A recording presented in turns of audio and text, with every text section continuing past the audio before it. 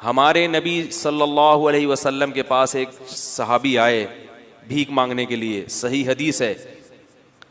لوگوں کو وہ حدیثیں تو یاد ہوتی ہیں جس میں صدقے کی ترغیب ہے, وہ بھی حدیثیں یاد رکھنی چاہیے. صدقہ کرنا چاہیے, اسٹائل یہ ہونا چاہیے, انداز یہ ہونا چاہیے جو میں آپ کو بتا رہا ہوں. صحابی آئے, انصاری صحابی, عرض کیا یا رسول اللہ گھر میں کیا ہے؟ فاقے, کچھ بھی نہیں ہے کھانے کو. وہ واقعی بیچارے مستحق تھے, انہیں تو نبی ویسے ہی دے دیتے نا, وہ جھوٹ تھوڑی بول رہے تھے نبی کی خدمت میں آ کے. کچھ بھی نہیں ہے گھر میں. آپ نے فرمایا کچھ تو ہوگا, سب صحابہ بیٹھے ہوئے ہیں, کچھ تو ہوگا. فرمایا صرف ایک پیالہ ہے. ظاہر ہے وہ پیالہ ہے جس میں ڈال کے کھانا کھاتے ہیں, وہی اگر بیچ دیں تو کھانا آئے گا تو پلیٹ ہی نہیں رہے گی گھر میں, برتن ہی نہیں رہے گا. آپ صلی اللہ علیہ وسلم فرمایا وہ پیالہ اٹھا کے لے آؤ. کیا کرو؟ یہ حدیث تو پیالے کے بارے میں, آپ نے جب کسی کو دیکھنا ہے تو آپ نے اپنے حساب سے اسے انٹرویو لے کے, یہ نہیں کہ پیالہ اٹھا کے لے آؤ کیونکہ حدیث میں آ رہا ہے. اب کیا ہے کہ رسول اللہ صلی اللہ علیہ وسلم نے ان سے کہا کہ جاؤ کیا لے کر آؤ؟ پیالہ. وہ لے آؤ. اٹھا. نبی نے ان کو طریقہ سکھا رہے ہیں, کیسا پیارا آپ صلی اللہ علیہ وسلم کی تعلیم کا انداز تھا. آپ یہ بھی تو کہہ سکتے تھے بھائی اس پیالے کو بیچو, یہ خریدو, یوں کرو جاؤ. تو آپ نے معلم کو بھی بتا دیا کہ تم نے غریب کو صحیح راستہ بھی دکھانا ہے اور اس کے ساتھ اس راستے میں تعاون بھی کرنا ہے. وہ بیچارہ کانفیڈنس نہیں ہوتا, آپ نے اس کو سمجھا کے نکل لیے, وہ کنفیوز ہے یار میں نے کیا کرنا ہے. ہر آدمی میں کانفیڈنس نہیں ہوتا, قوت فیصلہ نہیں, تو آپ نے بتا دیا کہ اس کے ساتھ تعاون کرنا ہے, اس کی حوصلہ افزائی کرنی ہے. تو آپ یہ نہیں آپ صلی اللہ علیہ وسلم نے فرمایا کہ جاؤ وہ پیالہ بیچو اور یہ کرو اور وہ کرو اور خود ہی کر لو سارا کچھ. فرمایا لے آؤ. جیسے جیسے کہہ رہا ہوں نا ویسے ویسے گویا انگلی پکڑ کے چلانا سکھا رہے ہیں, بھیک سے انگلی پکڑ کے چھڑوا رہے ہیں. یہ زیادہ بڑی خدمت ہے. اگر آپ صلی اللہ علیہ وسلم ان صحابی کو کھانا دے دیتے, صدقہ دے دیتے, اگلے دن پھر آ جاتے, وہ تو کھاؤ ختم. اور تھوڑے دنوں میں کیا ہوتا, ان کی زوجہ بھی یہی, بچے بھی یہی کر رہے ہوتے. یہ بھیک ایسی بیماری ہے جو نسلوں میں چلتی ہے. خاندانی بھکاری ہوتے ہیں بعض لوگ, ارے ہمارے ابا بھی یہی کام کرتے تھے. ٹھیک ہے نا. تو نبی صلی اللہ علیہ وسلم نے فرمایا جاؤ پیالہ اٹھا کے لے آؤ. وہ صحابی پریشان ہے, کیا ہوگا بھائی, ٹھیک ہے نبی نے کہا ہے لے آئے. آپ صلی اللہ علیہ وسلم نے فرمایا اسے کون خریدے گا؟ ہر چیز کا کوئی نہ کوئی طلبگار ہوتا ہے. ایک صحابی نے فرمایا 1 درہم میں یہ مجھے دے دیں. آپ نے فرمایا اس سے زیادہ میں کون خریدے گا؟ بھائی اب بزنس کا تو اصول ہے نا, سرمایہ چاہیے تو جتنا زیادہ سرمایہ لے سکتے ہو. یار بھائی بزنس کا تو اصول ہے, حلال سرمایہ ہے.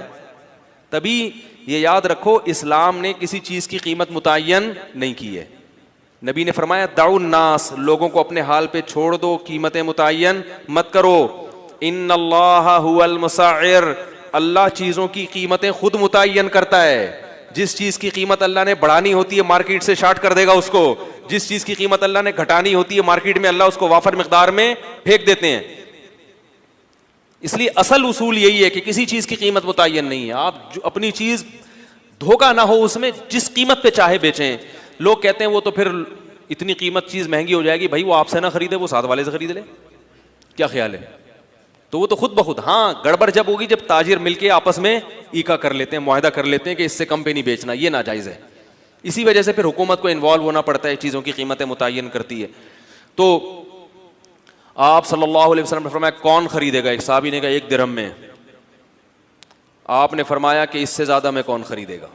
ایک صحابی نے کہا میں 2 میں خریدوں گا. اس سے زیادہ بولی لگ نہیں رہی تھی. تو آپ صلی اللہ علیہ وسلم نے فرمایا اس سے زیادہ میں کون خریدے گا؟ صحابی نے کیا کہا؟ میں 2 درہم میں. 2 درہم میں خریدا. 2 درہم آپ صلی اللہ علیہ وسلم نے ان صحابی کو دیے. فرمائے 1 درہم سے کلہاڑی لے کر آؤ اور 1 سے اپنے اور اپنے بچوں کے لیے کھانا لے کر آؤ, گزارا چلاؤ فی الحال, کیونکہ اب بھوک کا بھی تو کوئی علاج کرنا ہے نا. تو وہ گئے 1 درہم سے کیا خریدا؟ گزارے لائق. یہ نہیں کہ پیزا لے کے جا رہے ہیں. آج یہ بھی ہوتا ہے, اپنی حرکتیں ٹھیک نہیں ہیں, اتنی ارننگ نہیں ہے جتنا گھر میں خرچہ شروع کر دیا, اور کہہ رہے ہیں خرچے ہی نہیں پورے ہو رہے, خرچے ہی نہیں پورے. اور کہاں سے پورے ہوں گے بھائی؟ آپ کی اوقات دکان آپ کی پکوڑوں کی ہے اور باتیں کیا کر رہے ہو؟ کروڑوں کی باتیں کر رہے ہو. تو اپنی اوقات دیکھ کر اپنے پاؤں پھیلاؤ نا. وہ جو بھی بیچاروں کو ملا ہوگا جو کی روٹی. بھائی فی الحال بیگم میری اپنی عادت کیا ہے کہ میں اکثر میں کبھی بھی کوشش کرتا ہوں کسی بھیک مانگنے والے کو نہیں دوں, الا یہ کہ جب 100% اطمینان ہو جائے کہ واقعی یہ مستحق ہے اور کچھ کر نہیں سکتا, وہ ایک الگ بات.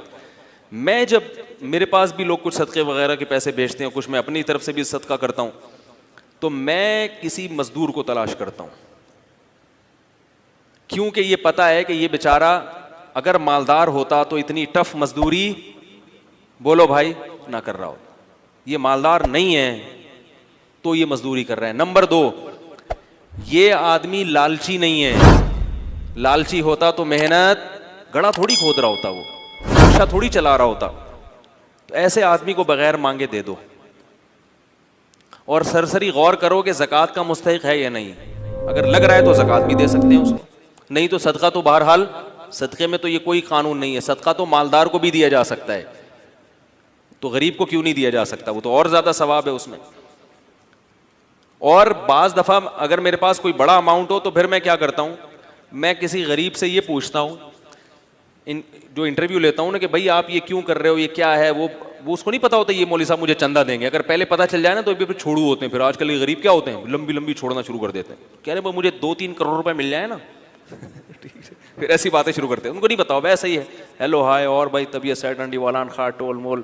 اگر پٹھان ہے تو تھوڑا سا پشتو مشتو ماری, پنجابی ہے تو تھوڑا سا اس میں, اور بھائی پانے کی حال ہے تو ٹھیک ٹھاک ہو, اس طرح کی تھوڑی سی گلا شلنا کر کے تو تھوڑا سا اس کو مانوس کیا. اس کے بعد اس سے رپورٹ طلب کی, اور بھائی کیا کر رہے ہو, گھر بھر کیسا چل رہا ہے. تو جو عزت دار آدمی ہوتا ہے وہ پہلی دفعہ میں تو یہی کہے گا الحمدللہ اللہ کا دیا بہت کچھ ہے. اب یہ نہیں کہ ہم بھاگ گئے, اس کا مطلب ہے بندہ سفید پوش ہے, اللہ کا شکر ادا کر رہے ہیں.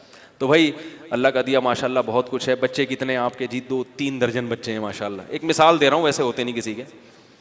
اور کون ہے گھر میں؟ یار ویسے ہی پوچھ رہا ہوں یار, تنخواہ کتنی ہے؟ کہنا الحمدللہ یہ دہاڑی ہو جاتی ہے. تو اس دہاڑی میں گزارا ہو جاتا ہے؟ ہاں بھائی ہو جاتا ہے. اس کا مطلب ہے کہ گزارا نہیں ہوتا, کیونکہ اس دہاڑی میں اسباب کی دنیا میں اتنے بچوں کے ساتھ گزارا نہیں ہوگا. تو بھائی اس کو لفافہ چپکے سے پکڑاؤ اور پتلی گلی سے نکل لو.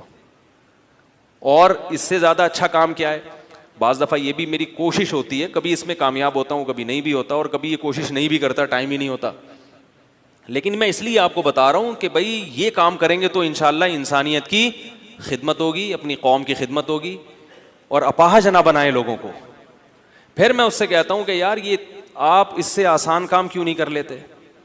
یا کوئی واقعی بے روزگار ہے, وہ ایسا بھی ہوا ہے, بھکاری آیا ہٹا کٹا, میں نے کہا آپ کچھ کرتے کیوں نہیں؟ کہہ رہے ہیں یار آج کل روزگار نہیں مل رہا, میں کیا کروں. میں نے کہا ٹھیک ہے آ جاؤ, ہماری مسجد میں کام ہو رہا تھا. میں نے کہا یار یہ سارا کام یہاں نمٹا دو, یہ کر لو, یہ گڈھا آپ کھود دو.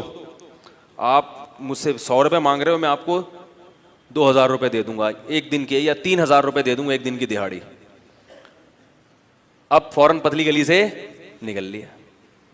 بھائی جب آپ ہٹے کٹے ہو, آپ کی باڈی سے لگ رہا ہے کہ آپ کدال کسی کے سر پہ بھی مار سکتے ہو, اتنی طاقت ہے. بھائی کیا کرنا ہے؟ اپاہج آدمی اللہ کو پسند نہیں ہے. اور د بابا په سر خو سرې سترګې ګرځېږم, د بابا په سر خو سرې سترګې ګرځېږم, خدایه زما عمر زما بابا له ورکړې.